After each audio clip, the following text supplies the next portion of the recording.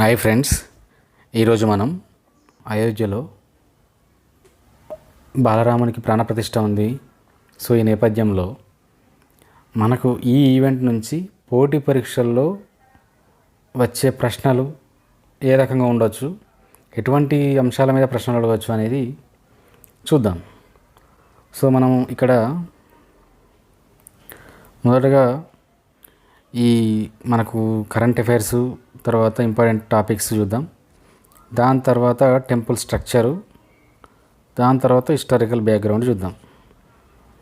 So ఈ రకంగా మనం నేర్చుకుందాం ఈ కాన్సెప్ట్ని, ఈ టాపిక్ని. సో చూద్దాం. టాపిక్లోకి వెళ్ళే ముందు ముఖ్యంగా అయోధ్య అనేది భౌగోళికంగా ఎక్కడ ఉందో తెలుసుకోవాల్సిన అవసరం ఉంది. సింపుల్గా మనకు ఇలాంటి బిట్సే పడే అవకాశం ఉంటుంది ఎగ్జామ్లో.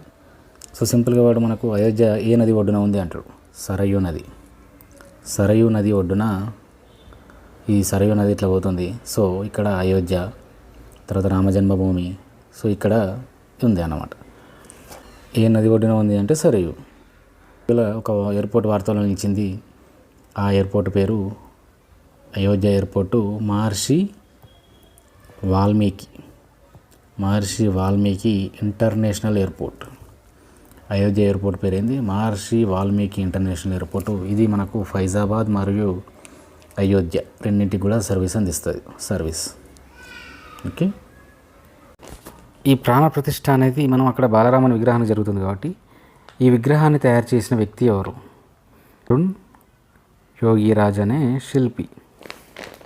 అరుణ్ యోగిరాజ్ ఇతడు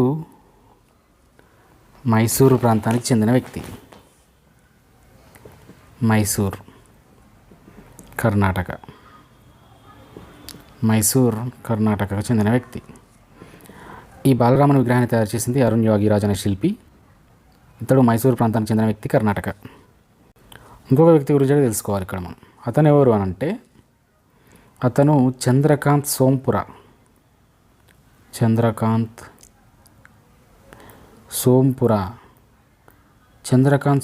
ఎవరు అంటే ఈ మొత్తం టెంపుల్కి ఆర్కిటెక్ట్. రామ్ మందిర్ ఉంది కదా, రామ్ మందిర్ మొత్తానికి ఆర్కిటెక్ట్ ఎవరు అంటే చంద్రకాంత్ సోంపుర.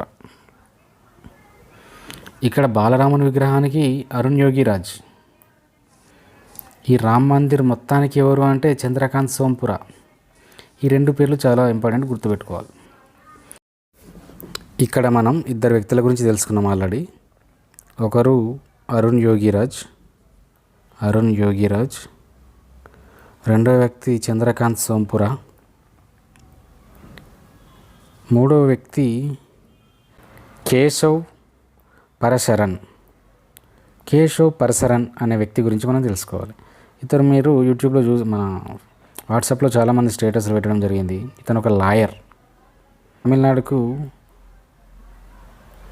అడ్వకేట్ జనరల్గా, ఇందిరాగాంధీ, రాజీవ్ గాంధీ టైంలో అటార్నీ జనరల్గా కూడా వర్క్ చేయడం జరిగింది. ఈ రామ్ మందిర్కి సంబంధించిన కేసును వాదించడం జరిగింది చాలా సంవత్సరాల పాటు. సో ఇతనికి ఇప్పుడు మనకి ఏదైతే టెంపుల్కు ట్రస్ట్ ఉంది, రామ్ జన్మభూమి తీర్థక్షేత్ర ట్రస్ట్ అని పెట్టడం జరిగింది. దానికి ఇతనిని చైర్మన్గా నియమించాలనుకున్నారు. బట్ ఇక్కడ నిత్యగోపాల్ దాస్ అనే వ్యక్తిని నియమించడం జరిగింది. సో ఇప్పుడు రామ జన్మభూమి తీర్థ్ క్షేత్ర ట్రస్ట్కు ఎవరు చైర్మన్ అంటే నిత్యగోపాల్ దాస్. ఇది చాలా ఇంపార్టెంట్. ఎందుకంటే ఎప్పుడైతే 5 జడ్జిల ధర్మాసనం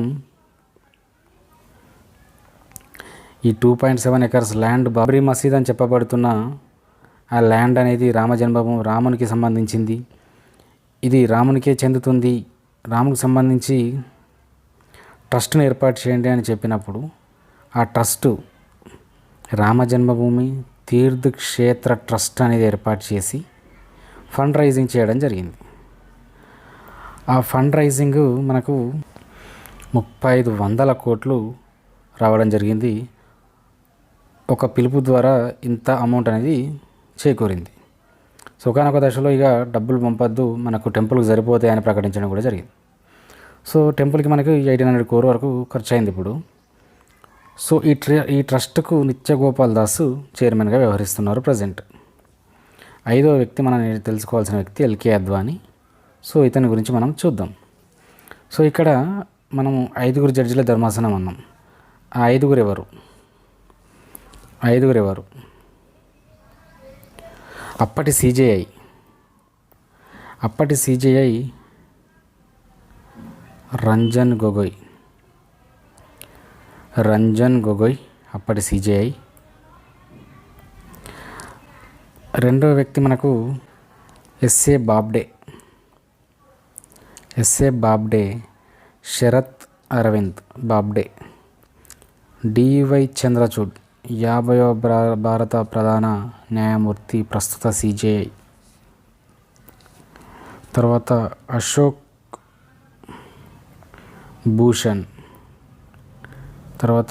భూషణ్. ఐదవ వ్యక్తి ఎస్ఏ నజీర్ అని గుర్తుపెట్టుకోండి. రంజన్ గొగోయ్, శరత్ అరవింద్ బాబ్డే, డివై చంద్రచూడ్, అశోక్ భూషణ్, నజీర్. ఈ 5 వ్యక్తులు గౌరవ సుప్రీంకోర్టు ధర్మాసనం. సో ఎంతమంది వ్యక్తులు ఉన్నారంటే 5. ఎవరు వాళ్ళంటే అప్పటి సీజే ఎవరంటే రంజన్ గొగోయ్. ఎవరు వాళ్ళంటే వీళ్ళు. ఇక్కడ మనం తెలుసుకోవాల్సిన 5వ వ్యక్తి ఎల్కే అద్వానీ. సో ఇక్కడ ఎల్కే అద్వానీ గురించి చూస్తే 1980లో బీజేపీ పార్టీని ప్రారంభించడం జరిగింది. ఎవరితో కలిసి? ఎవరెవరు?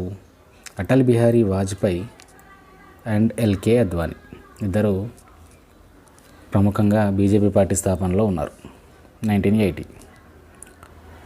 తర్వాత మనకు 2002 నుంచి 2004 వరకు అటల్ బిహారీ వాజ్పేయి ప్రధానమంత్రిగా ఉన్నప్పుడు ఎల్కే అద్వానీ ఉప ప్రధానిగా చేయడం జరిగింది, డిప్యూటీ ప్రైమ్ మినిస్టర్గా. ఇంకొక ముఖ్య విషయం, మై కంట్రీ మై లైఫ్ అనే పుస్తకాన్ని ఎల్కే అద్వానీ రచించడం జరిగింది. ఇది చాలా ఇంపార్టెంట్, రిపీటెడ్ క్వశ్చన్ కూడా. మై కంట్రీ మై లైఫ్ అనే పుస్తక రచయిత ఎవరు? ఎల్కే అద్వానీ పుస్తకం ఏంటి అని. ఎల్కే అద్వానీ చేపట్టిన రథయాత్ర అనేది మనకు కాంట్రవర్సీ అందరికీ తెలుసు. సో ఈ నేపథ్యంలో మనకు 1992 డిసెంబర్ 6న బాబ్రీ మసీద్ కూల్చివేత జరిగింది. 1992 డిసెంబర్ 6న ఈ కూల్చివేతపై నియమించబడిన కమిటీ లిబర్హాన్ కమిటీ మనకు 1992లో నియమిస్తే 2009లో మన్మోహన్ సింగ్ ప్రధానమంత్రిగా ఉన్నప్పుడు నివేదిక సమర్పించడం జరిగింది. ఇక్కడ ఎల్కే అద్వానీ గురించి చూసినప్పుడు బీజేపీ పార్టీ, తర్వాత అటల్ బిహారీ వాజ్పేయితో కలిసి, తర్వాత ఉప ప్రధాని, తర్వాత మై కంట్రీ మై లైఫ్ అనే book, my country my life అనే పుస్తకం రచించడం జరిగింది. సంబంధించి చూస్తే టెంపుల్ అనేది మనకు నగర శైలిలో నిర్మించడం జరిగింది. నగర శైలి మనం హిస్టరీ చదువుకునేటప్పుడు నగర, వేసర, ద్రవిడ శైలులను చూస్తూ ఉంటాం. సో ఈ నగర శైలిలో నిర్మించడం జరిగింది. మండపం, తర్వాత గర్భగుడి పైన శిఖరం. సో ఈ రకంగా దీంతోపాటు మనకు దక్షిణ భారతదేశ శైలిలైన ప్రాకారము, గాలి గోపురాలు, సో ఇవి కూడా ఈ టెంపుల్లో మిక్స్ చేయడం జరిగింది. శైలి గురించి మాట్లాడుకుంటే గూర్జర చాళుక్య శైలిగా చెప్పబడుతుంది. చాళుక్య శైలి. ఇక్కడ మెయిన్గా టెంపుల్కు ఇది మెయిన్ టెంపుల్ ఉంటుంది కదా, దానికి సంబంధించి మాత్రం 2.7 acres ఉంటుంది. టెంపుల్ హైట్ వచ్చేసి మనకు 161 feet. ఇందులో 50 feet మనకు పునాది తీయడం జరిగింది. ఎందుకంటే ఆ ఉన్న ప్రదేశం దృష్ట్యా అక్కడ వచ్చిన భూకంపాలను వాటన్నింటినీ అంచనా వేసి దానికి 50 రెట్ల భూకంపాలు వచ్చినా కూడా ఈ టెంపుల్కి ఎటువంటి ప్రమాదం జరగకుండా దాన్ని నిర్మించడం జరిగింది. సో ఇక్కడ మనకు పాండురంగారావు, వరంగల్ నీటికి సంబంధించిన వ్యక్తి, ఈ టెంపుల్ కట్టడానికి సంబంధించి సూచనలు చేయడం జరిగింది.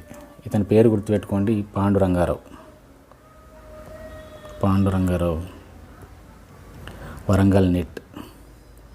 సో ఈ మనకు దక్షిణ భారత శైలిలో ఉపయోగించిన రాళ్లతోనైతే ఎలా అయితే నిర్మించారో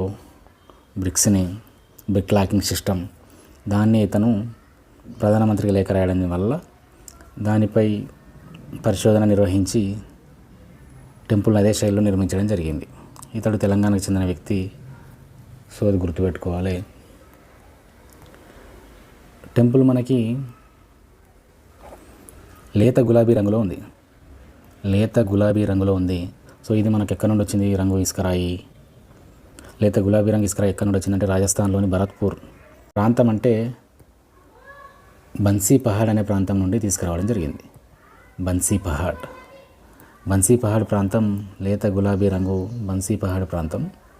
సో ఎక్కడైతే భరత్పూరు రాజస్థాన్. అదే రాజస్థాన్ మక్రాన్ నుంచి గర్భగుడిలో ఉపయోగించిన తెల్లరాయిని తేవడం జరిగింది.